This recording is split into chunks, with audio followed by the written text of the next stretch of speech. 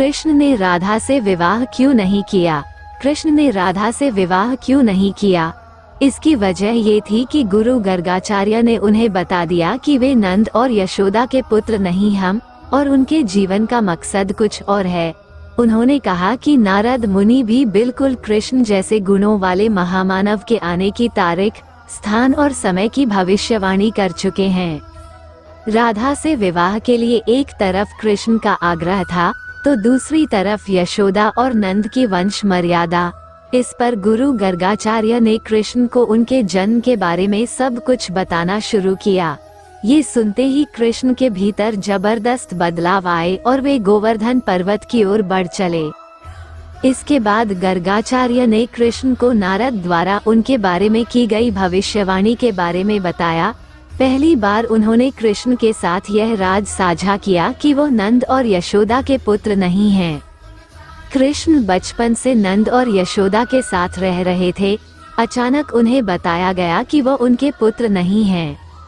ये सुनते ही वो वहीं उठ खड़े हुए और अपने अंदर एक बहुत बड़े रूपांतरण से होकर गुजरे। अचानक कृष्ण को महसूस हुआ कि हमेशा से कुछ ऐसा था जो उन्हें अंदर ही अंदर झकझोरता था, लेकिन वो इन उत्तेजक भावों को दिमाग से निकाल देते थे और जीवन के साथ आगे बढ़ जाते थे। जैसे ही गर्गाचार्य ने ये राज कृष्ण को बताया, उनके भीतर न जाने कैसे भाव आने लगे।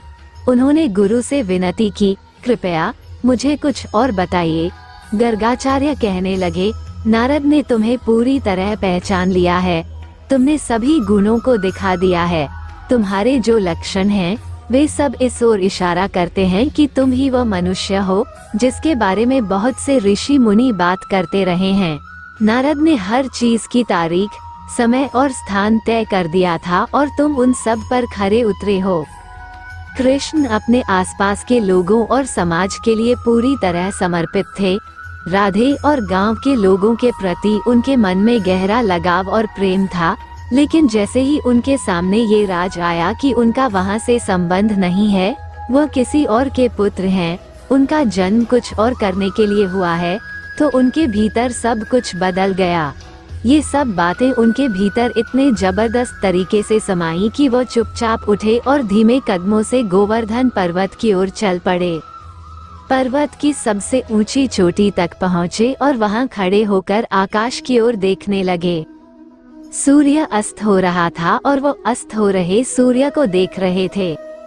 अचानक उन्हें ऐसा लगा जैसे एक जबरदस्त शक्ति उनके भीतर समा रही है। यही उनके अंदर ज्ञानोदय हुआ और उस पल में उन्हें अपना असली मकसद याद आ गया। वो कई घंटों तक वहीं खड़े रहे और अपने भीतर हो रहे रूपांतरण और तमाम अनुभवों को देखते और महसूस करते रहे। वो जब पर्वत से उतरकर नीचे आए तो पूरी तरह से बदल चुके थे। चंचल और रसिक ग्वाला विदा हो चुका था। उसकी जगह उनके भीतर अचानक एक गहरी शांति नजर आने लगी। गरिमा और चैतन्य का एक नया भाव दिखने लगा। जब वो नीचे आए तो अचानक वे सभी लोग उनके सामने नतमस्तक हो गए, जो कल तक उनके साथ खेलते और नृत्य करते थे।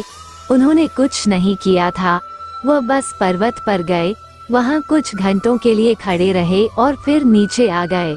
इसके बाद जो भी उन्हें देखता, वो सहज ही बिना कुछ सोचे समझे उनके सामने नतमस्तक हो जाता। कृष्ण को पता था कि अब उन्हें वहां से विदा लेना है। जाने से पहले उन्होंने एक रास का आयोजन किया। जाने से पहले वो अपने उन लोगों के साथ एक बार और नृत्य कर लेना चाहते थे। उन्होंने जमकर गाया, नृत्य किया। हर किसी को पता था कि वह जा रहे हैं, लेकिन राधे थी कि भीतर ही भीतर परम आनंद के एक जबरदस्त उन्माद से सराबोर थी और भावनाओं की सामान्य हदों से कहीं आगे निकल गई थी। वो इतनी ज्यादा भाव विभोर और आनंदमय हो गई कि अपने आसपास की हर चीज से वो बेफिक्र हो गई। कृष्ण जानते थे कि राधे के साथ क्या घट रहा है। वो उनके पास गए, उन्हें बाहों में लिया, अपनी कमर से बांसुरी निकाली और उन्हें सौंपते हुए बोले, राधे, ये बांसुरी सिर्फ तुम्हारे लिए है। अब मैं बांसुरी को कभी हाथ नहीं लगाऊंगा। इतना कहकर वह चले गए। इसके बाद उन्होंने कभी बांसुरी नहीं बजाई। उस दिन के बाद से राधे ने कृष्ण की तरह बांसुरी बजानी शुरू कर दी।